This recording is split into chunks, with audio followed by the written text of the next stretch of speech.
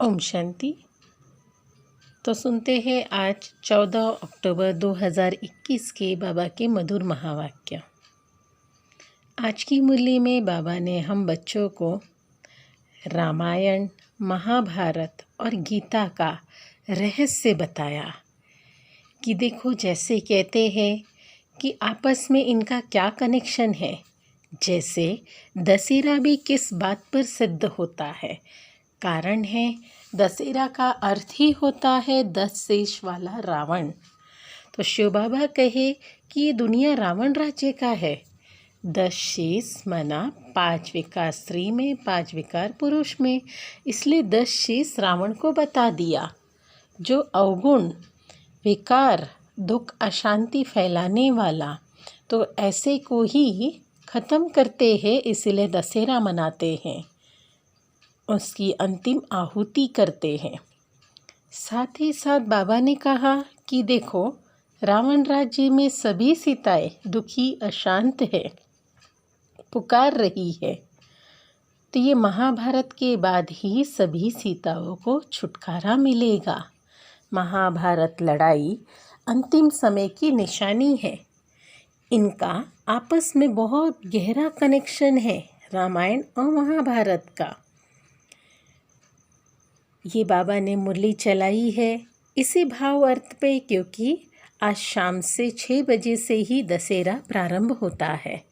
फिर आज से लेकर कल तक दशहरा रहेगा, इसलिए बाबा ने ये मुरली चलाई है। फिर इसमें देखो, बाबा ने और बताए कि बच्चे सदैव पढ़ाई ऐसे पढ़ो कि हमें शिव बाबा के समान बनना है। सिर्फ ऊपर ऊपर नहीं, आना, सुनना और जाना ऐसे नहीं, उसे जीवन में अमल करना। कभी भी बच्चों को बाबा ने कहा, आवेश में आकर, क्रोध में आकर कोई ऐसा शब्द नहीं कहना है। सदैव मीठी वाणी रखनी है, ताकि मीठी वाणी से सबको राज़ी कर सकेंगे।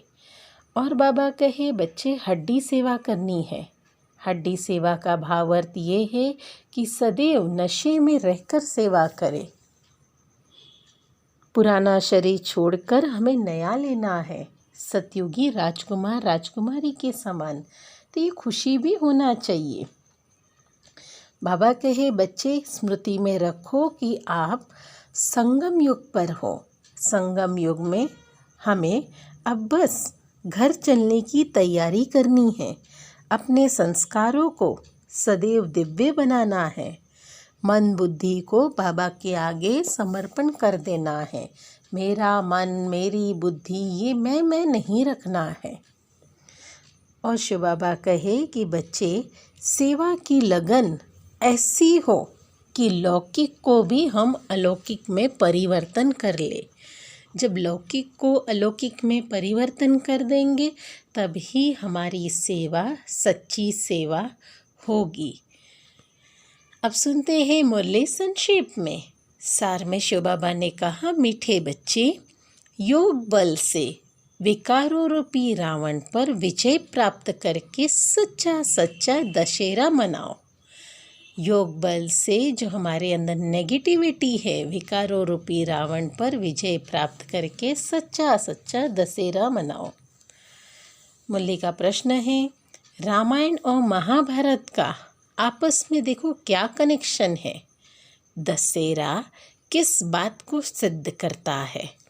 उत्तर है, दशहरा होना माना रावण खत्म होना और सीताओं को छुटकारा मिलना। लेकिन दशहरा मनाने से तो रावण से छुटकारा मिलता ही नहीं है। जब महाभारत होता है तब सब सीताओं को छुटकारा मिल जाता है।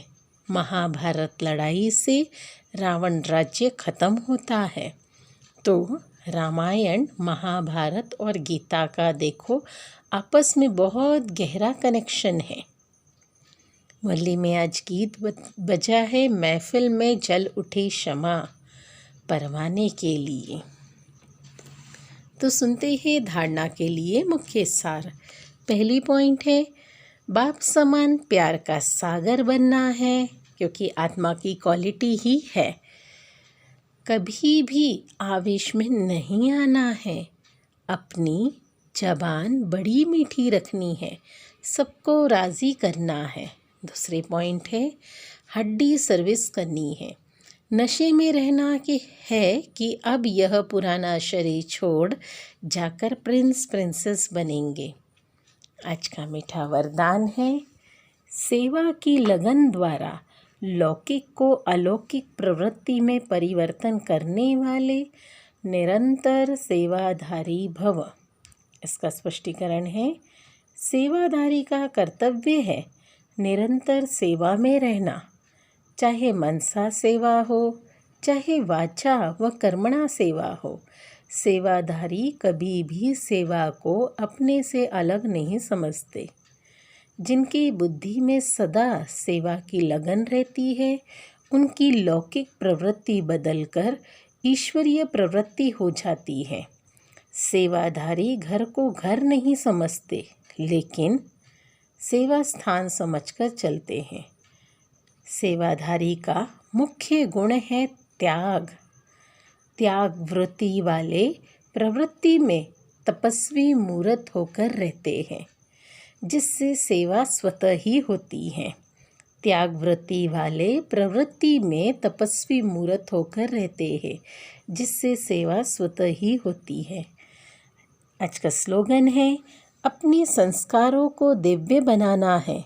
अपने संस्कारों को दिव्य बनाना है। मन बुद्धि को बाबा के आगे समर्पित कर दो। मन बुद्धि को बाबा के आगे समर्पित कर दो। अच्छा, ओम शांति।